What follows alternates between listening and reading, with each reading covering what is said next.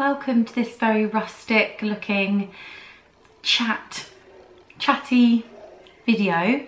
The reason it's very rustic and in my daughter's playroom slash my building of my makeup room is because I've just come over from watching Molly May's vlog where she talks about how 1 minute you're a mum and everything's great and you're doing really well and you're celebrating that you're doing well and you're like, oh, life is really good, and the next minute you're like, this is hard.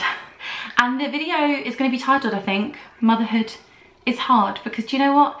It is. And yesterday I had, I'm not going to swear, but I had a bad day being a mum. Hang on.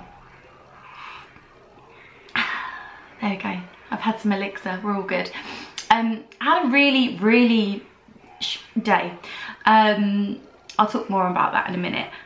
But I spoke to a few friends and they were like, this is exactly what you should be getting on your YouTube and like talking about, and I was like, absolutely not. And I thought about it and I was like, why do we not speak about the bad things?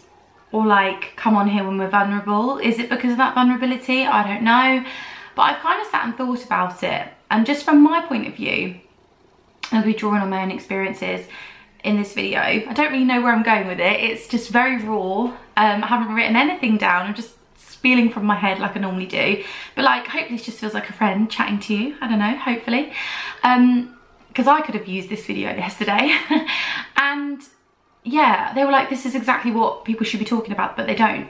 And I kind of thought about it and thought, why is this? And for me personally, I feel like people are very quick these days to sort of label things and be like, oh, have you got the baby blues? Have you got a bit of depression? Or it's never like, it can never just be, life is difficult. When I think about it, I'm 37, nearly 38, and I've wanted Olive for 5 years. We tried. I'm sure most of you here know my backstory. And I think also I have this guilt where I should be loving every single minute of it because I wanted it for so long, and I'm not saying I don't love every minute of it. I've just got this real thing with me, with perfectionism and not wanting to appear like I haven't got my together, because I was always that friend before I had Olive where people would come to me for advice and help, and I would be that person that lifts everybody. And to be honest with you, since I've had Olive, I'm not that person. I can't seem to even help myself at the moment, let alone help other people. And maybe that's just a feeling that I feel inside, because some of my friends say to me still, Tiff, you are that friend, don't worry, we still think you as that. But I don't feel like I've got my stuff together most days, which is sad, because like I say, when you're a perfectionist, you're really hard on yourself. I've just had a lot of change, and I'm just going to talk about my day yesterday. But like I say, I think watching Molly May say it, which most people would say, oh, she's not a worry in the world. If she's even finding it hard, well, I can bet my bottom dollar that a lot of us out there are finding it hard. We just don't want to say it because we don't want to appear like we're not coping, or we don't want to appear like everything's not perfect or wonderful, or we're not doing a good job. I don't know. I'm hoping this comment section below here will be a good sounding board for us all to talk about it. Maybe I am alone in this, but I don't think I am. Because like I say, mums that I've spoken to, my friend mums, they're all feeling the same way, but no one is speaking about it. No one is saying, today was really hard. And I think it's actually important that we do say today was really hard. Anyway, mine kicks... I know I've gone on about it and I feel so pathetic for going on about it, but as we all know, toothache and earache is probably one of the worst things because you cannot get to it, you can't fix it yourself. I had a wisdom tooth out bank holiday Monday of August, the week before that, so end of August, and so I think we're on like week 8 now, are we? And I'm still in pain. I've been back about 6 times, had stitches, bits of bone and tooth removed, and I'll be honest, any impact on your health when you're a mum is just the pits, because you can't just be you and tuck yourself up in bed or just be moody and snappy and grumpy. You've got to get on with it. I found that really hard, and to be honest with you, I feel like I'm being driven around the bend because I'm like, how many times do I have to go back, get cut open for you to find more stuff, bits of bone, bits of stitches in my gum? Just get it out now. It's keeping me awake at night. So if it's not my baby keeping awake, it's this tooth. And I've got another appointment today. So every bit of my spare time, which is very rare that you get as a mum, you should all relate with this, is now been spent going backwards and forwards. It's a 40-minute drive there, 40-minute drive back. And I'm fed up. I'm absolutely fed up. So I've had that, and then obviously I had a C-section with Olive. I lost a lot of blood, lost 1.5 litres. They didn't do blood tests on me afterwards. They didn't give me any vitamins. So I was probably really deficient, and I really did not feel very well at all. In the first 3 months, I would say, after having Olive. Then we got COVID. And I just feel like every month of her life that she's been here, I've had something. And for somebody who's never been poorly, touch wood, and I'm very grateful for that. Like, how, I don't know, because my diet is mainly cheese and sugar. But I've actually been really healthy all my life, and all of a sudden, since I've had a baby, it's all gone downhill. Now, whether that's weakened immune system, whether that's she's taken the best from me, my teeth have been horrendous since she's been born. They might look nice, but they've just been slowly decaying. And I just feel like I've got very expensive bills coming my way. There's the pressure of money with motherhood that I don't think we've ever experienced before. Like the cost of living crisis at the minute. Oh, even for the most comfortable of people, we're all worrying about it, right? It's awful. And I don't think many of us can like adjust our spending habits to this new way of life, because without sounding bratty, it's just what we're used to, isn't it? Like when you live quite a fast-paced, busy life, you pay for convenience, and now it just feels like all that convenience we have to strip away because we can't afford it. I just feel like it's one of the hardest years in history for living that I've experienced in my lifetime. I'm sure there has been worse.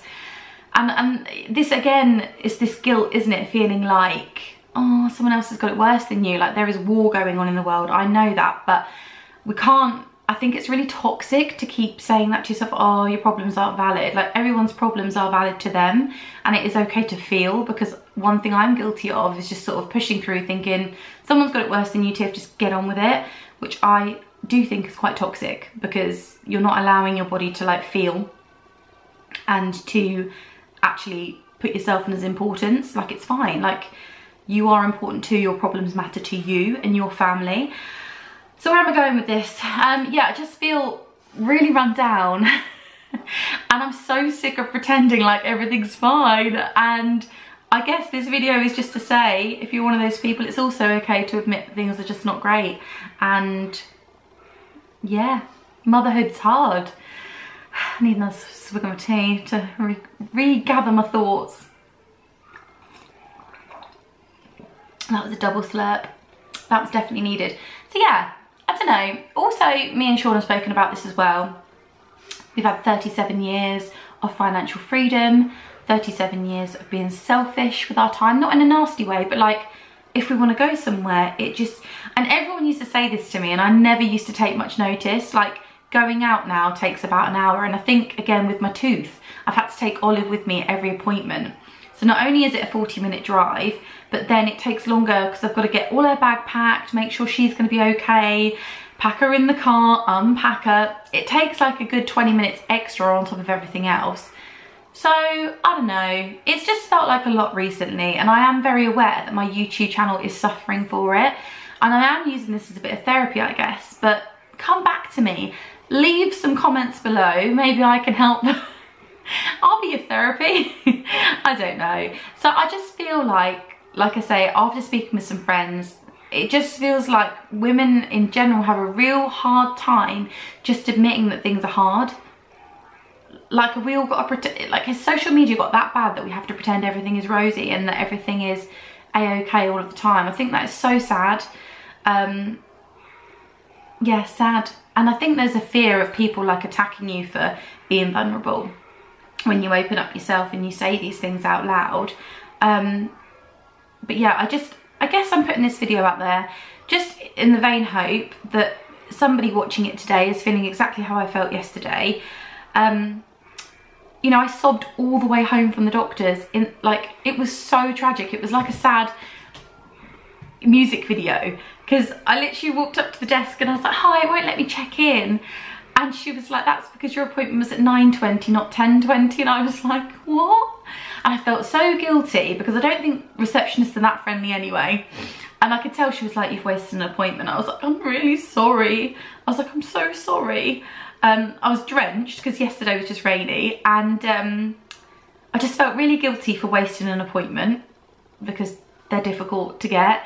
And then I just felt stupid because I never forget appointments, and I'm really good with timings and dates. And then I just think it was just the pain of my, like, everything just got on top of me. And then I left the doctor's surgery. It was just like, it was raining on me. I was crying. I was like, this is so tragic. But it was needed. And then I got home and I just cried some more. I also have really struggled. And again, I feel a bit ungrateful for saying this because most people would love some time off work. But for me, I guess people that go to the gym will get this, or like if there's something that gives you meaning in life, you'll get it. Like, I guess people can't relate, crave going to the gym, don't they? And they're like, if they don't go, they don't feel like themselves, or they don't feel like they're, you know, getting that buzz. That, I get that from work and business. I've always had my own companies for over 15 years now. Whether it's a side hustle or on its own, I've always had something that I've worked on because I thrive off of business and working. It gives me success, it gives me worth. I can't help that about myself. I've realised that now. Because I've always, Sean's always said to me, is like, no matter what job you get, you're going to have a side hustle. It's just the way you're built. You can't help but do that. And I've like realised that, yeah, that's my toxic trait. I can't just have one job. I've got to have my fingers in all the pies. But when you're a mum, you don't realise really that's a job. It's a job, and it's definitely not a appreciated job in the eyes of society, I don't think. I don't want to put Olive in nursery, but I'm finding the balance really difficult. We don't have anyone that looks after Olive at all. It's all done between me and Sean, and that is hard. Sean's just got a new job as well, and I think, again, women are made to feel a little bit bad maybe that we miss work. Again, I've spoken to friends and they're like, yeah, I felt guilty that I said I wanted to go back to work and I wanted to be me again. I feel like I have lost my identity in the way that I just kind of float around looking after Olive all day and don't feel like I'm contributing financially to the household, which is hard. Yeah, there's a lot, and I'm actually really glad I've spoken out about it because I feel better just even talking to a camera, to be honest with you. And like I say, I don't really know the point of this video, only if not to help somebody out there. I'll be your virtual online friend if it makes you feel better about the tough days. I just want to help people feel normal. I think this is normal. Am I normal? Anyway, I've babbled on for nearly 15 minutes now, but like I say, I really hope I don't delete this video and chicken out of it, because I kind of feel like, what is the point of it? But then I think there is point to speaking your truth and being raw and honest. And yeah, like I say, my friend said it yesterday, I should post something like this, and then seeing Molly May's video made me think, actually, she's just touched on it. It's a thing, we can talk about this, and if you judge me, so be it. But I've just been very open and honest there, and I hope it helps somebody. Like I say, I'm not very good at rounding these things off, so I'm just going to end it there. I'm going to actually film my autumn walkthrough home tour now, because again, I've had to put that off time and time again because I've been in so much pain. Every morning that I've thought I'm going to get up and do this, I was going to do it yesterday and then cried all my makeup off, so not great. So yeah, I'm gonna end this now, and like I say, hopefully you find this a bit of a safe space if you want to chat, or drop your comments on like, have you ever felt the same? I know this is a temporary feeling, that's also important to say. Like for me, that's why I know I haven't got depression or baby blues or anything. Like I only have one day, oh no, I've just twigged, it's usually the day before my period. One day out of the month where I just like, and there we go, just self-diagnosed myself. Hormonal, raging, beep. It actually was the day, yeah, it makes sense now. Where was I going with that? But yeah, I know for me, it's just one of the, when you're in it, it feels like it's never gonna pass and you're like, oh, life's terrible. And then the next day you're like, oh, everything's fine. Not everything's fine, but you know what I mean? It's easier to deal with, and sometimes it is okay just to have those days. But like I'm saying, when you're a mum, you can't just spend those. Normally, before having Olive, I would just get into bed, get my cozies, get some nice snacks, watch some Netflix, watch something like the Gilmore Girls or something like the In-Betweeners to make me laugh. You can't do that when you're a mum, and that's the bit that you find a bit sticky and hard. That's normally when you drop the kids off with the grandparents and be like, please help me just for an hour or two. But hey ho, not everyone has access to that. But yeah, I'm gonna stop babbling now. I hope you found this video useful. If not, welcome to Inside My Head, and I will see you in my next video. Thank you for listening. Gonna gulp the rest of this tea now because it's like therapy itself, and I'll see you in my next video.